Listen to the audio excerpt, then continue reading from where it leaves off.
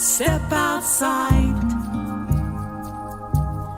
And we'd like to take this time to acknowledge traditional owners and ancestors of the tribal lands of Ogapoge Owinge, also known as Santa Fe. We reside here, and thank you all from your homelands, wherever you're beaming in from. We'd like to thank you all for being stewards of the land. Delbert Anderson, wow, creates Diné melodies and fuses them through jazz, jam, and funk. Anderson preserves his cultural music and serves indigenous culture through stories, healing, history, and collaboration. There is so much to say about Delbert in the short few years that I have known Delbert. So before I get into any of that, why don't we just let Delbert talk about it all, and I'll just ask some questions. So, hey, Delbert, welcome to Indigenous Ways, and just want to thank you for being with us here this evening. And we'd like to get started with asking you to tell us about your early beginnings. How did this all, who are you, and how do we get to know you? Thank you. All right. Well, thanks for having me, Tosh. I really appreciate it being here in the Wisdom Circle. I've watched many of the some of my colleagues do these interviews, so it's very nice to see how it kind of goes and flows. But Delbert Anderson Yanisha bit atni nishla clash abashichin kintli cheatni dashiche tori cheatni dashanale.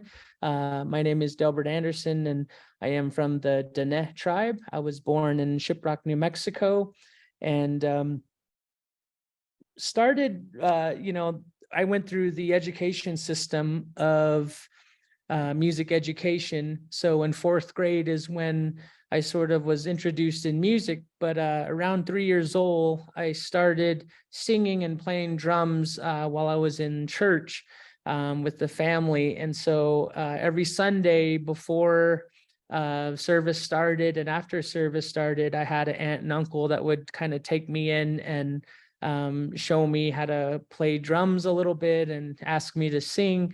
And so I was always, performing at a very young age. It just sort of stuck with me until I got to fourth grade. I met this trombone player, and he started to improvise in front of in the entire school. It was an assembly. And what he was doing was playing without no music. So he decided to turn his music stand around and started to improvise just a bunch of different notes. And to me, that's what really caught me was he wasn't looking at any sheet music.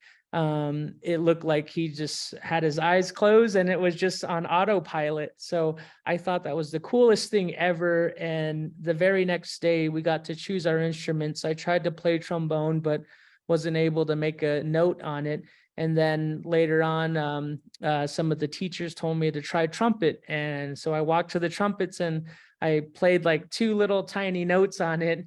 They weren't even notes, but they told me, they said, hey, you're a trumpet player.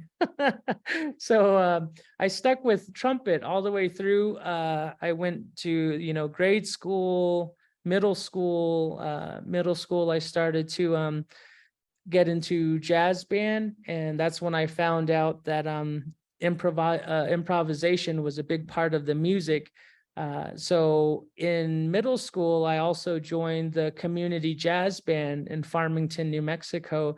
So as 7th, 8th grade, I was already playing in in a jazz big band with the community, and I would play all the way to till I graduated college. And when at the time I didn't really know what I was getting into, I didn't know if I wanted to go to college or not, but Eastern New Mexico University sent me sort of a free ride scholarship.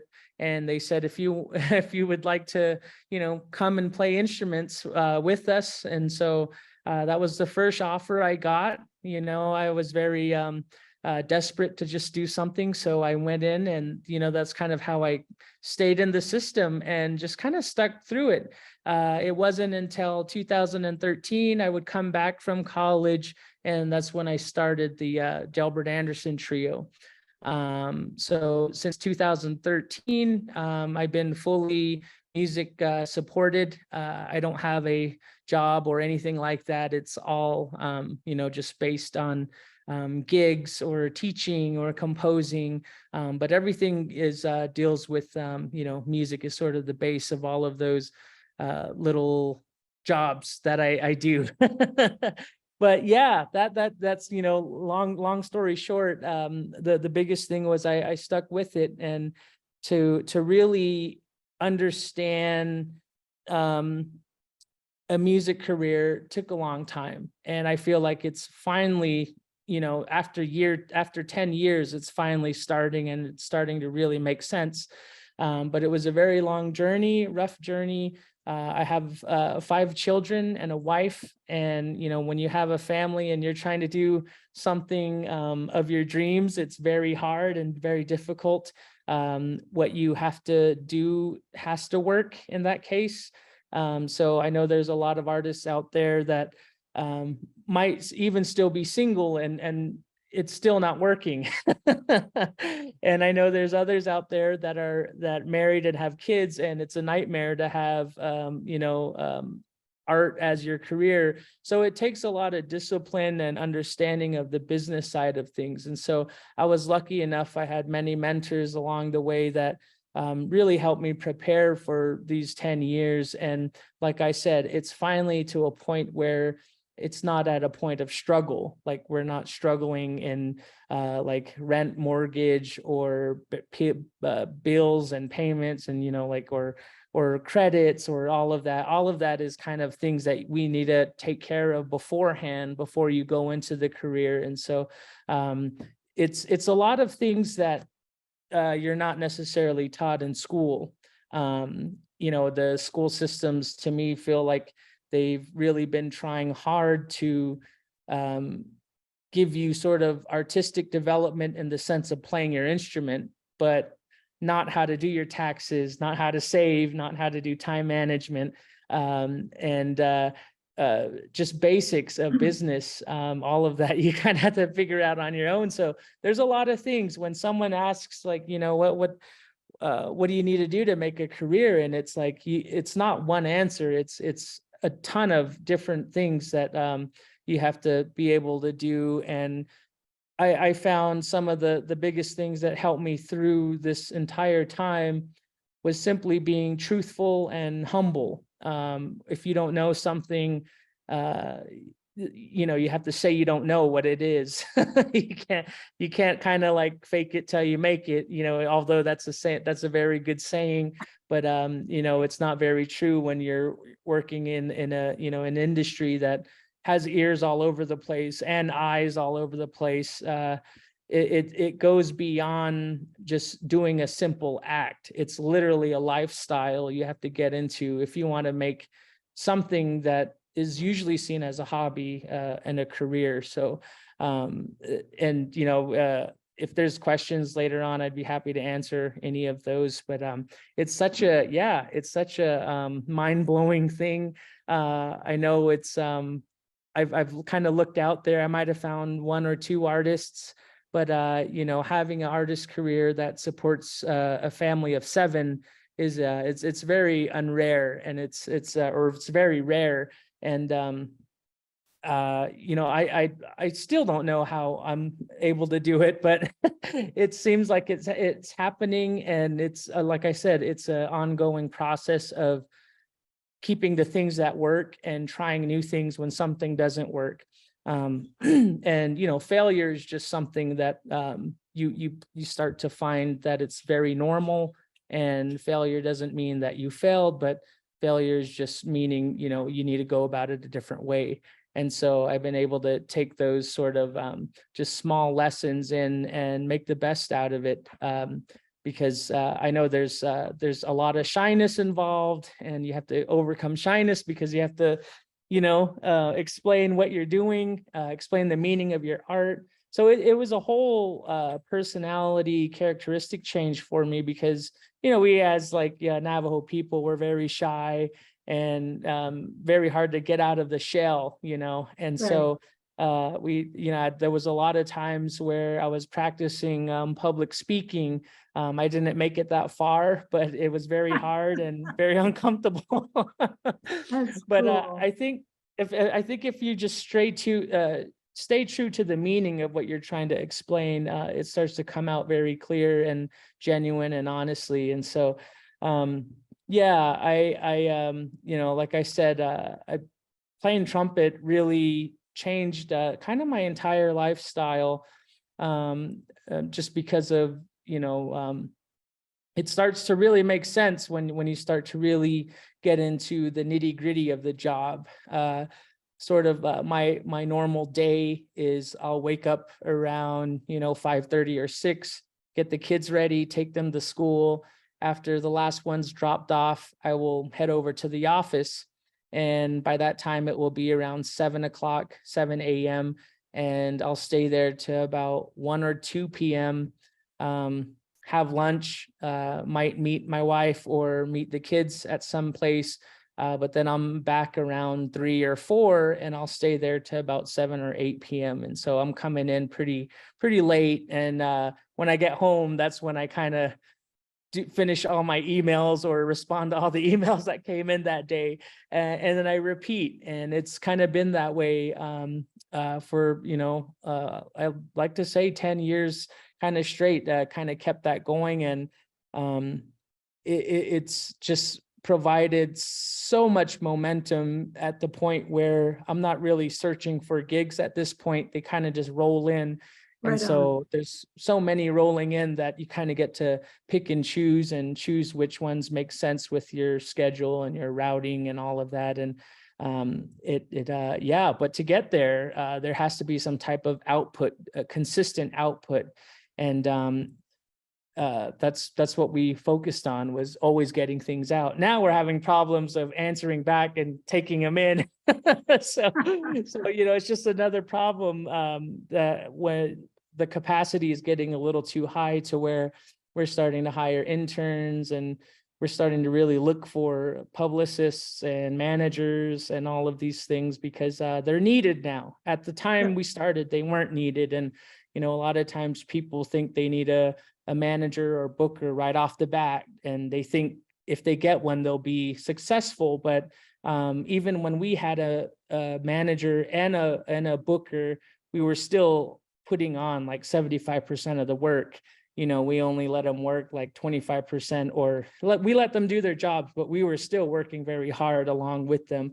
And so that's another thing is, I know once people think they have a certain type of help, they kind of just leave it to it. And a lot of times it ends up dying really quickly, and the momentum stops. So, but it seems like everything we've been doing has just been getting bigger and better, and also more meaningful in the terms of what art means to us. And for the first few years, art was mainly, we wanted to sound good, we wanted to be different, we wanted to have a new sound.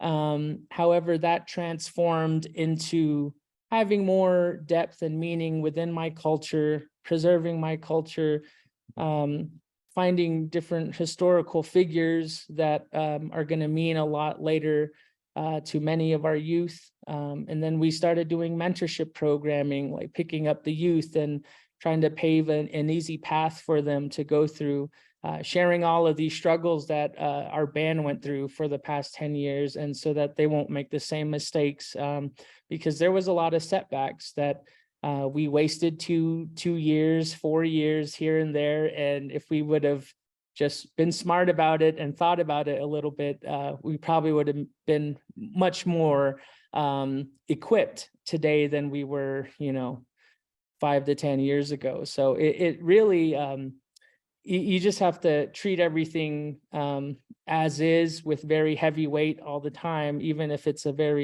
seems like a very small deal. We try to treat everything the same level, as if it was something, once in a lifetime kind of opportunity. We treat those the same as, lessons that we provide, or, something that might not seem as big or as heavy, but It's all about keeping humble. And, my mentors, I have mentors who are in business, mentors who are in music, and also mentors in the family.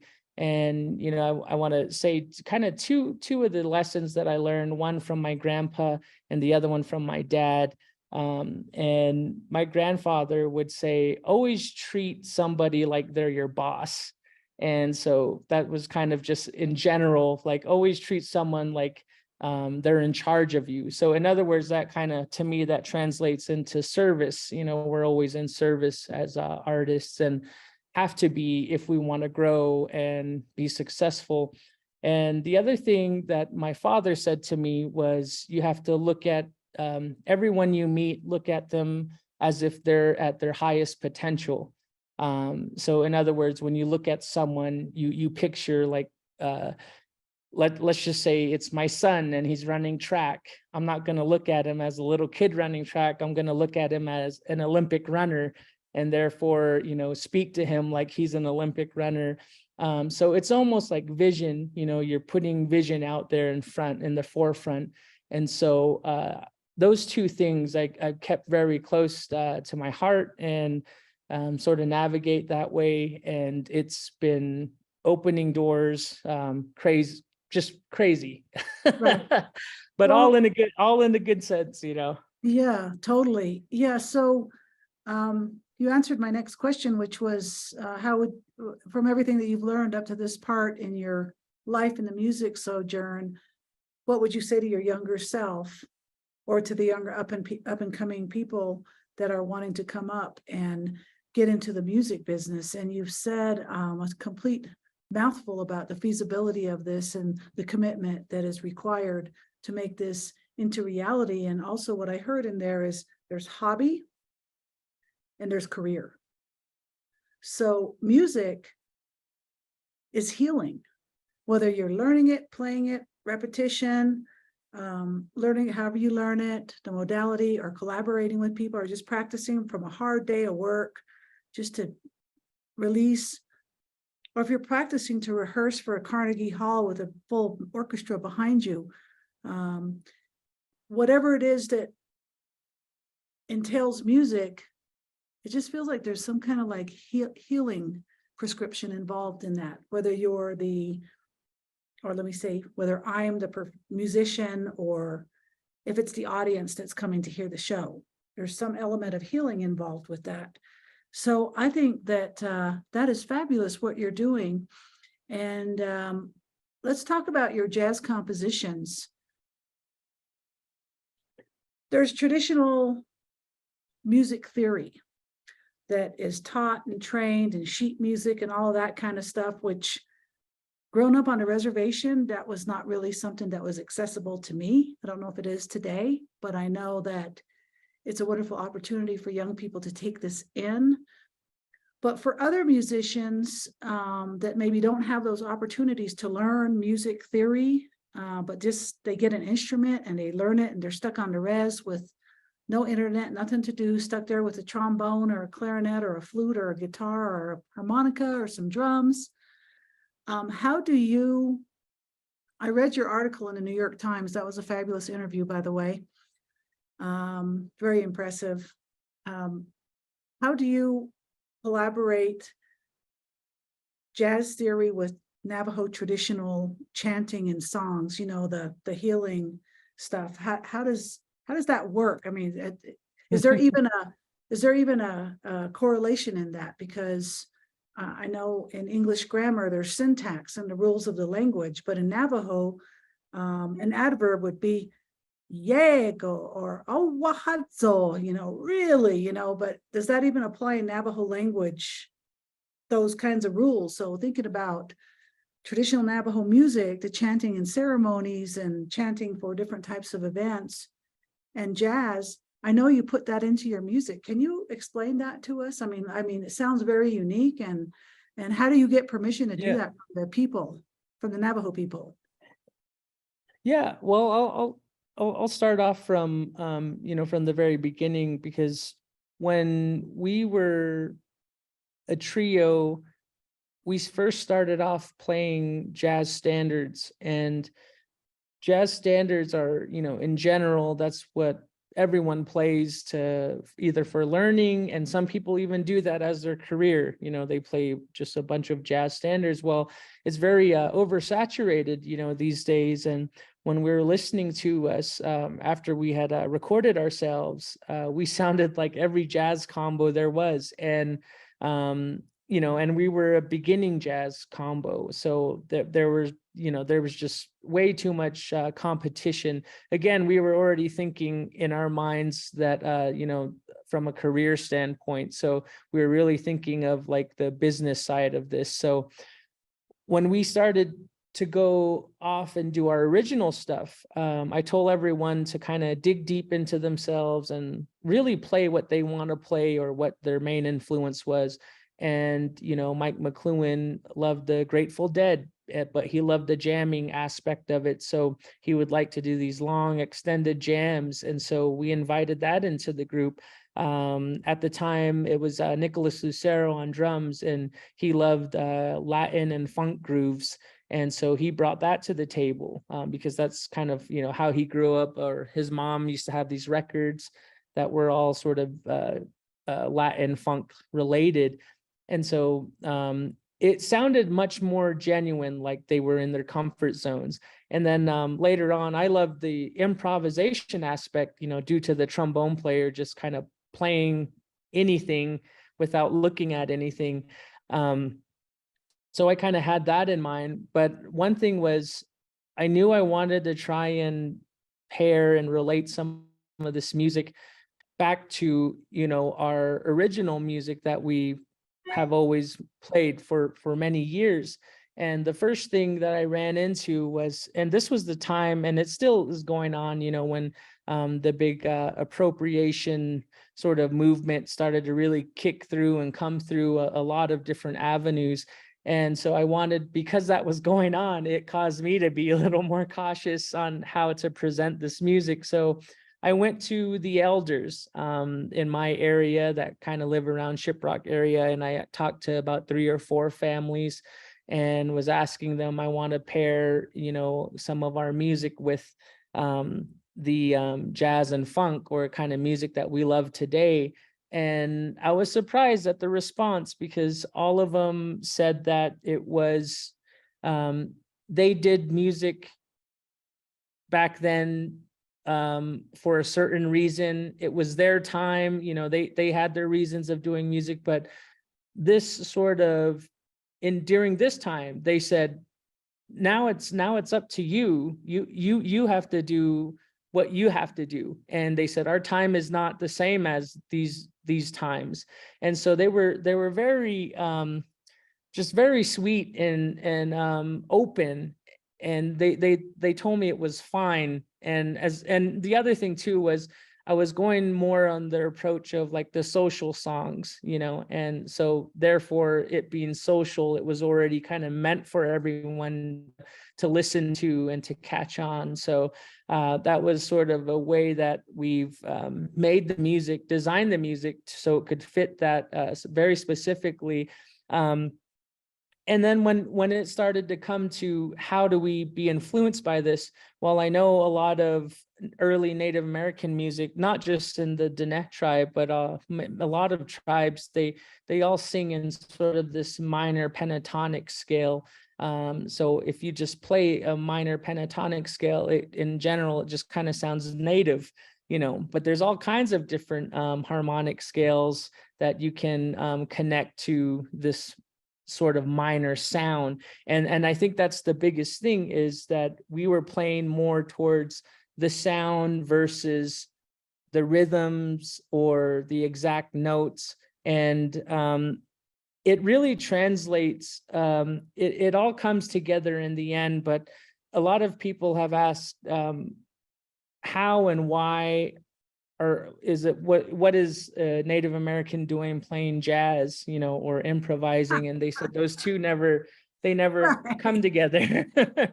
And and the answer, a really simple answer, and this is what an elder told me, was they said everyone in this human race has like a heartbeat, and there's no denying it, and it all sounds the same. with everyone. There's no one's heartbeat sounds different. It might be faster or slower, but it's still the same beat and rhythm. And so that kind of made me kind of go into the heartbeat a little bit. Well, when you look at a heartbeat and play it back and forth, the heartbeat actually sounds like it's swinging. And it swings, which is it's just a human thing. It's not a cultural thing. It's just a human race thing. Our heartbeat swings. And so if you ever listen to like the big cymbal of a drummer while he's playing, like in any kind of jazz group, you'll hear that da ding, da ding, da ding, da ding. And it's just so, it's so amazing, because after that, the elder started to explain to me that our music came about of sound, could have been trembling of fear, but it also came from crying and moaning as well. So some of these sounds are like probably some of the first sounds we ever heard, just, in terms of the human race, And when you start to put together this beat and you put together crying and moaning and trembling, you start to get this, like, if a kid is crying really hard, they always do this and their breath. when you hear like a cry and moan, it's like well, when you put all those together, and this one elder, she started hitting her chest here, and she started to put them all together.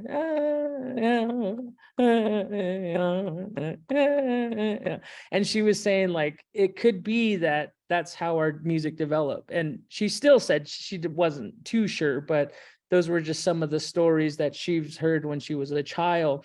And so I took that basic concept and really started to compose to that sound, to that rhythm, and to that sort of in terms of like trembling. And I started to take it all different ways from that sort of basis. And Wow. And it really started to stretch the music out. And again, because we were looking at this in a point of a career, in terms of a career, we made sure that the music didn't get too native heavy, and also we didn't make it get too jazz heavy. So we tried to stay in the middle so that, our Native American listeners can appreciate it as well as our jazz listeners would. And so it was a marketing plan. It was a marketing technique. And but genuinely, the music came, and it really did change and come from here, because I believe we, as every indigenous tribe, are great improvisers, and we can see that through it's tough to say, but we see that through tribulation, and the things that we went through for the Diné people. And for an example, the long walk, we had to figure out ways how to stay warm at night, how to eat. There was even songs created during that time, because I think when a human being is kind of pushed to the limit, to the very rock bottom of their lives, all they have is expression at that point. And all they have is like what's inside them, art and expression, and so forth. So it's kind of, you see that same story, that same kind of plot that happens in almost every culture. They kind of have a moment where everyone kind of went through rock bottom, or has went through a massacre of some type that brought something out very beautiful. It's very bittersweet. And just kind of studying the long walk a little bit. I was in residency at Santa Fe, and was kind of reading up on the story of how the Shenasha song came about after, when the treaty was signed and everyone was going back, and this song just kind of popped out of nowhere. And I've been looking at a lot of just different things like that, of what trauma seems to bring out some of the best art in people, not saying that we should all go through trauma, but like it makes sense, you know, it makes sense that those who have went through many different types of trauma tend to have a lot more experience in those areas. And it's like in music, when we say to play something happy, you have to be able to know what happy means. And then, but if you say like, if you tell a child or a youth musician, play that instrument like you ran out of gas, they're not going to know how running out of gas feels like unless someone really ran out of gas before, and they'll be able, you know, it's more experience based. And so the more experiences you have, you start to become a very, you know, you start having wisdom. And like an elder always starts off with I remember when I did that, you know. And it almost Right. like a lot of trial and error, but yeah, it's such a great thing. But you know, in the music world, people say that our music is very like out of the box and forward thinking. However, it all derives from things that have been going on for thousands of years, you know, and I see it's very funny. And yeah, we might be playing something that's a little more popular of today's, you know, society. However, it all just goes back to having that relationship with sound and expressing what you feel inside you. So Beautiful. it's really that simple. Beautiful. Okay, thank you for that. And the question that I have next is, well, I got a lot of questions, but we're almost out of time. So, what does cultural appropriation feel like and mean to you? Well, that's a very difficult, you know, thing to answer. You know, to me, I mean, there are people out there that are really doing things that are, you know, that they feel that is meaningful and that is helping the tribe.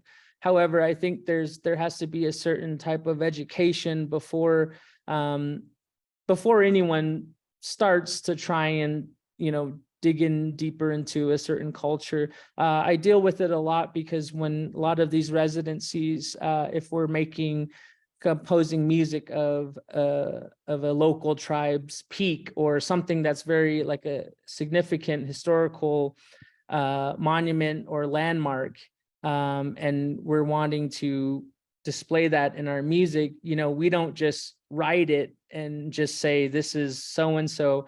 We actually kind of do a little education work, get a cultural council who helps me, the artist, connect with the tribes, and you know, the tribes then we'll have a really nice conversation of what's appropriate and what's not. And so I know it's a lot to go through, but that's what it really takes today to really describe what is and what not. And obviously, you know, there's some people that just think it's funny and will crack jokes and say this is so and so, and you know, a lot of people just don't know the sensitivity of it yet.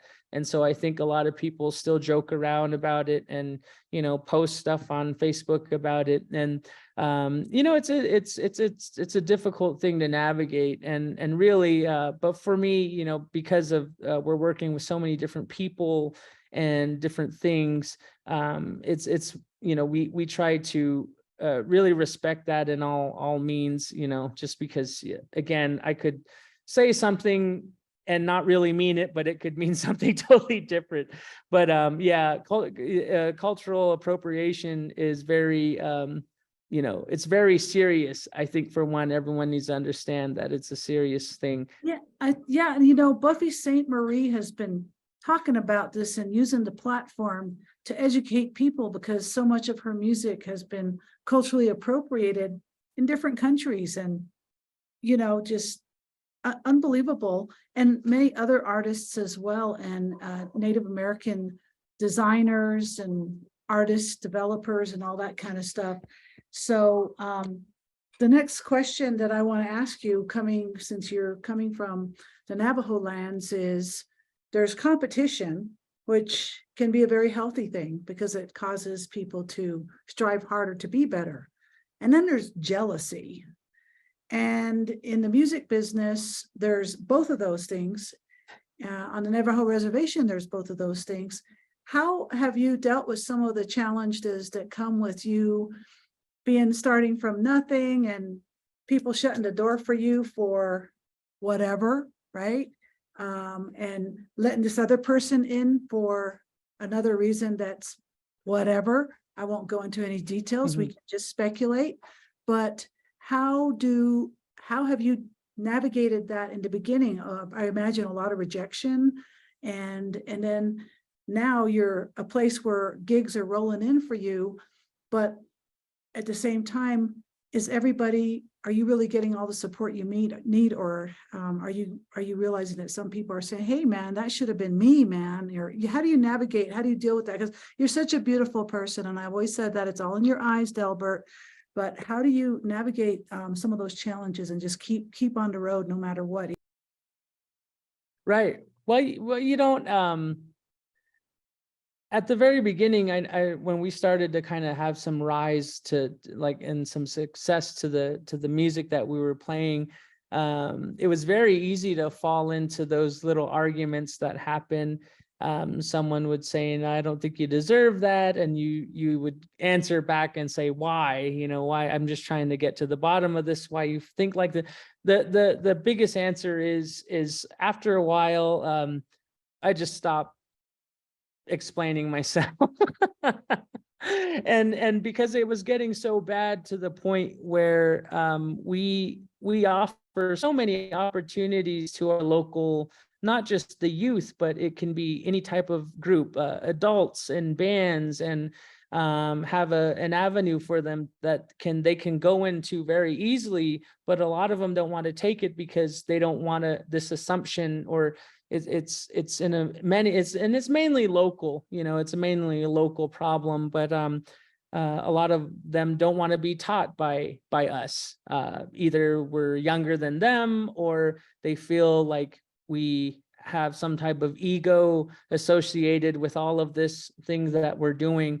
But really, it's if they just took the chance to talk with us and sit down and really try to make do of what we're trying to teach, I think that they would be just as successful. However, there was a lot of people, over 20 people, that have the same exact opportunity as I had. However, I think the difference was, I think I practiced a little more of my craft, more, a lot more serious in that area. And also I was prepared for what was about to happen. A lot of people that have the same opportunities as I had would come in, but they wouldn't maybe they weren't ready for a tour, or they weren't ready to talk business or have business things in place to accept certain opportunities. So there's a lot of things going on. Yeah. It's two different playing music and collaborating with people. Yeah. But then learning the business. It's apples and oranges. So we're running out of time here. So I wanted to ask you, what does gathering mean to you? Yeah, so I was thinking about this question, and I noticed every time that we have a gathering, it's usually for me, to me, a gathering means that we're trying to heal something, right? And we can have a gathering for a birthday party, but again, we're all meeting so that to show support for that specific person and show them that we're all here.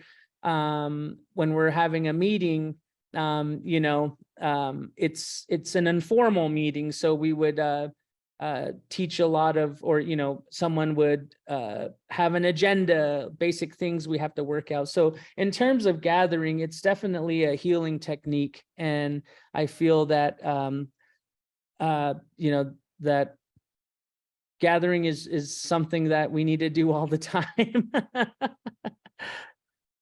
Yes, absolutely. And I was going to ask you, what is the most important thing you learned on your journey? But so far, and you said, your grandfather and your father, to teach people that you're addressing like they're your boss. So to me, that means they're receiving respect from you.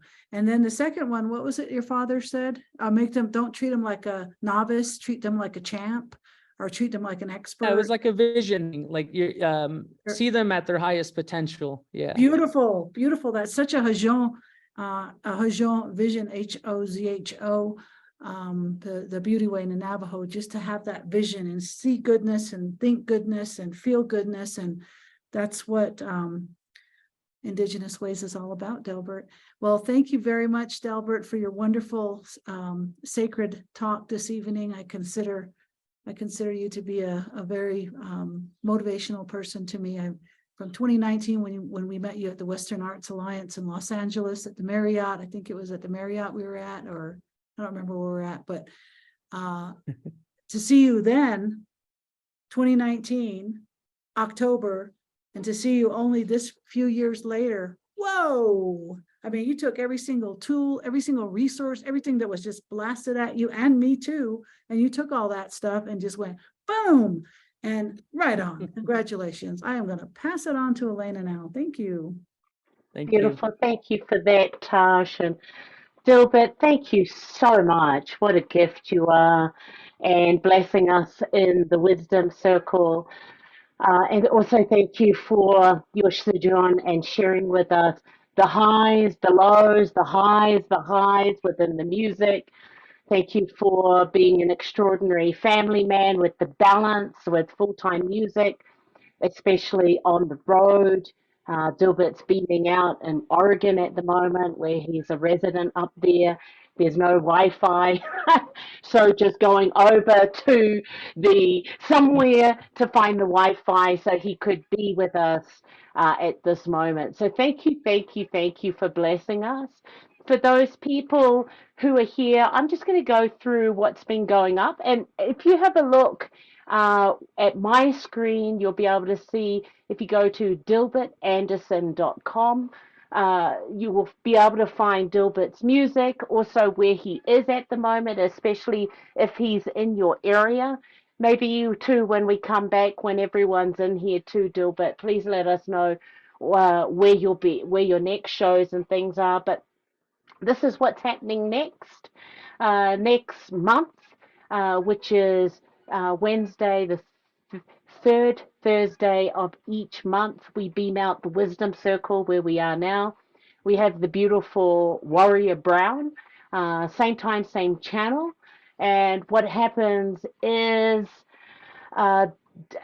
Warrior is from the Navajo Nation. We were actually on the Navajo Nation yesterday and came back in late this afternoon doing another drop. But Warrior will be joining us and sharing about his amazing experience, not only on the educational sense, but he's now working at Diné College. One of the beautiful things like Warrior Brown and also Delbert Anderson that we super appreciate is they give back to the communities with the amazing projects that they do. So thank you both for doing that. Dilbert's Wisdom Circle will be available if you do want to see that in the next 48 hours. And what will happen is please share that with your friends and folks through that scene of what you just shared tonight, or if you want to go through that. And since April the 1st, 2020, we have been very blessed to host over 200 presenters through our video library that you can see at the IndigenousWays.org. That includes Native American, Indigenous, deaf and hard of hearing, and our LGBTQIA Two-Spirit AI plus community members through here. All of our shows have had ASL interpreters and are free, so everyone has access to all. Thank you to Mariah, who is interpreting at the moment, who just switched over with Chris Asiano, who you just saw. Um, and all of this is possible because of our amazing sponsors. So at the moment, kudos to the National Endowment of the Arts, the City of Santa Fe Arts and Culture Department, the Santa Fe Community Foundation, that's the Envision Fund, and New Mexico Arts. We'd also like to thank our board members and all the individual donors that have really wanted to support the arts, particularly Indigenous Ways, with what we're doing to support extraordinary artists like Delbert, who you've just had a little smorgasbord of, Stormy Weber, who is also a participant here. She was in February. A lot of amazing, amazing artists who have blessed us. So be sure to check out our website and again, share Dilbert's video once that comes out with your peeps. If you're in our social media, please like or subscribe to our pages. We've got YouTube, our Facebook, Instagram, of how important all of those are. And that's all of that flashing through the screen. Now, a lot of you know last year we had 5 pop-up festivals. This year we have 3 pop-up Indigenous Ways Festival. Dilbert last year in July with his band Diné blessed us through there, but the whole idea of that was Tash and I were sitting down thinking, how can we bring our beloved communities out? And also, how do we keep this worldwide audience that we've gained through doing these virtual events? And so in Santa Fe, New Mexico, where we reside, we had all these festivals. This year, as I was saying, we had 3. Our last one was at the beginning of the month. So we're doing them the first Friday of each month. And so these are some of the shots of the things happening, supporting our artisans, including artists and food vendors, our amazing artists. So we had G Precious, who was on stage, as well as Lila June. And we also had Joshua Dixon. All of them had ASL interpreters. A lot of activities to re-engage our participants, our audiences, because a lot of us have been locked up for the last 2-3 years. And so it's also, how do we still bring those people who still don't feel safe or wanting to come out? But it was a really great time. And so these are some of the pictures of that with many activities. All of this is free. And all of this too, if you're not in Santa Fe, you can register at our website, IndigenousWays.org, for the live broadcasts. So next month, we have our last festival, which is going to be the 3rd Friday of August, which happens to be the 18th. Why is it then? Simply in Santa Fe, it's Indian Market Weekend, which is one of the largest gatherings of many artisans who will be in town. Closing off our series is the beautiful Joy Harjo, who is 3rd-time Poet Laureate. We have 4 performers. This will be starting at 5 o'clock, starting with Black Belt Eagle Scout. This is in conjunction with Lensic 360, followed by our producer and also Joy's, the beautiful Larry Mitchell, who has done extraordinary things. So he will be in Santa Fe at that time. Our next performer after that is Charlie Lowry, and she is part of the new Eulalie. She has been on amazing things, including the American Idol. Anyway, she will be blessing us next month, finished by Joy. There will be artisans, food, it's free. Bring a blanket, bring a chair, your dancing shoes, bring friends. And if you want to know more about that, again, as I said, go to our website. You know, I just wanted to add this in here as well. Tash and I will be on the road all of July and some of August, launching our ninth album, Just to Be. It is going live, pre-release this week through all the networks, Spotify, Apple Music, and things like that. But we're actually going on the road, leaving Santa Fe on the 1st of July. And as we're getting ready for that this week, Tasha and I said, oh, I think we better launch this. So if you're in town at the Santa Fe Indigenous Center, also known as the Santa Fe Indian Center, we will be launching this. It's going to be from 2 o'clock in the afternoon to 3. We're not sure if we're going to live broadcast it yet because we're heading out of town immediately after this. So if you want to check out this, please let your friends know. We want to see you the 1st of July. The reason why I'm telling you about that is simply because our wisdom circle for July, we're not going to be here. As like Delbert was saying, he had to find Wi-Fi. And so what's going to happen? We're going to pre-record Warrior Brown. And when are we going to do that? Tomorrow. So if you're around, same channel, same time, if you want to come in and check out Warrior Brown, please come in on those. The reason why I'm saying that is because what happens now is that's the end of our wonderful stuff that we do in the commercial break. If you're on video or if now's the time to come in and be in our gallery. So please, if you want to ask Dilbert some questions or if you're feeling a bit shy, chuck it into the chat box so we can ask you or ask Dilbert. But now's the time if you want to come in, turn on your video, say hi to Dilbert. Or what we've been doing is if you want to check in, one of the reasons for doing this was simply because, you know, during the COVID, people just needed to check in with what was going.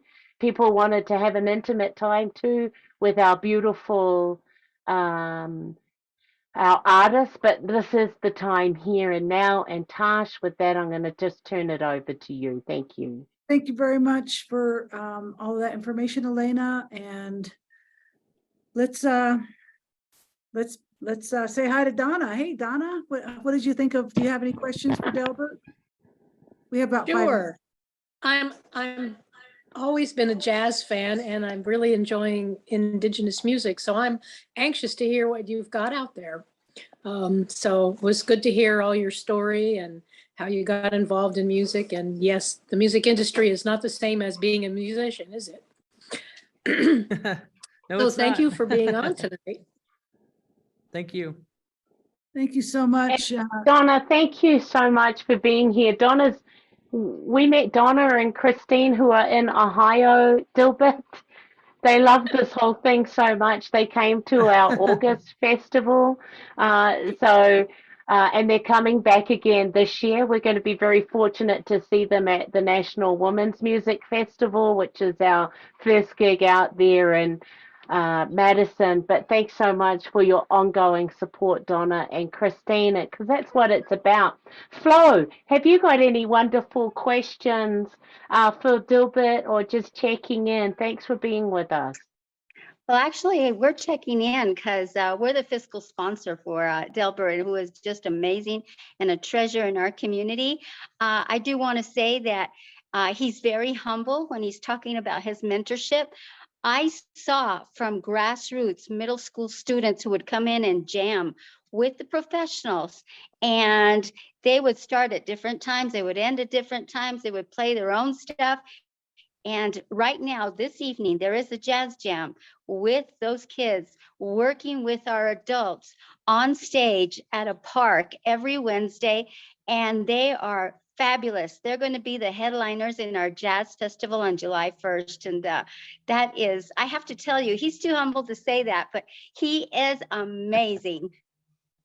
Wow. Oh, Thank Flo, so you much for were that, too Flo. amazing. I really appreciate you saying that.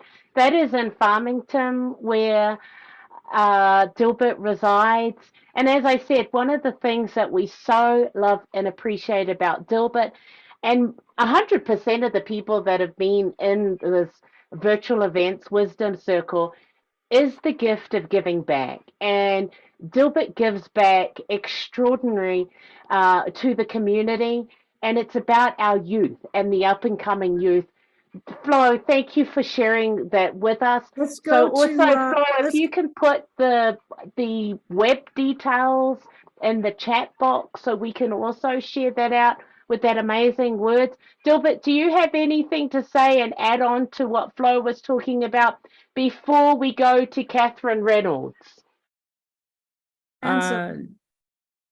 No, I'm Flo's always there to help me out. Again, we received about 6-7 grants last year, and we wouldn't have been able to accept them if it weren't for her fiscal sponsorship. So thanks, Flo. Great job. Thank you. Beautiful. Thank All you right, we for got time that. for one last comment from, I'd like to invite Catherine and Summer in to say hi.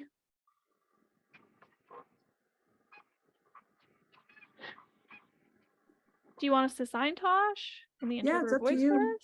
You got it, Mariah. Yeah, great. Well, thank you. Thank you, Delbert, for explaining about your music and your love for everything, your love for jazz and the Navajo music, and combining them both together. It's just so beautiful. It's amazing. Really, I look forward to listening to your music. Thank you. Now Summer's turn. And I do want to add, my name is Summer. And I was really touched by your mentioning of the heart beating and how all of us in the universe have the same heart beating. And you're just able to follow that rhythm and add that into your music. And if you study deaf music as well, that could possibly be something that we all enjoy, because just because we can't hear doesn't mean that we don't enjoy or feel the music, because we can feel that beat through our body. And it is the way that we have that connection and in depth to our culture as well. And it's based on the rhythm and the heart beating. So I just thought that maybe it was an interesting piece for you to know that as well. And I'm looking forward to listening to more of your music going forward. Thank you so much. Thank you. Great to have you all here. All right, everyone. Thank you so much for joining us this evening. And if you have any curiosity about Delbert, you can find him on any social media you go to. He is out there, he is working it, and he is learning it, and he is doing the business, and he's doing the practice. He's giving back to the people. He's giving back to not just the children. Delbert is like, hey, you're 88 years old. Let's do some jazz, man. I'll teach you. I mean, the spectrum's important. We have to remember, connect the elders with the little ones, so the little ones can carry this stuff these elders got to give. That is so important. So all generations have opportunities to learn jazz and chants and music and rock and roll, country western, whatever it is. We love you all. Thank you. We shall see you. Wonderful. And let's give, before we Zoom off, I want to thank everyone that's blessed us in Zoom, those who are brave enough to put their screens on because this is beaming out everywhere. If you're on our social media, thank you so much for beaming out. Or if you're watching these recordings, thank you, thank you, thank you. Thank you to our interpreters who were Mariah Garcia and also Crescesiano Garcia, not related, but thank you for that. We'll look forward to seeing you July the 19th for that recorded session of the beautiful Warrior Brown. Same time, same channel. But most importantly, for this evening, for the extraordinary work that Dilbert has done, please, please, please, let's give it up for the one and only Delbert Anderson. Touch the earth.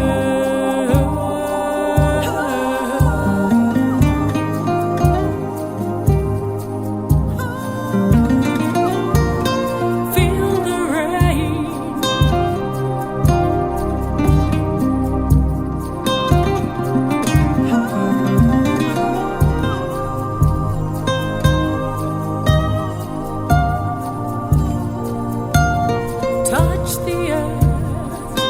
the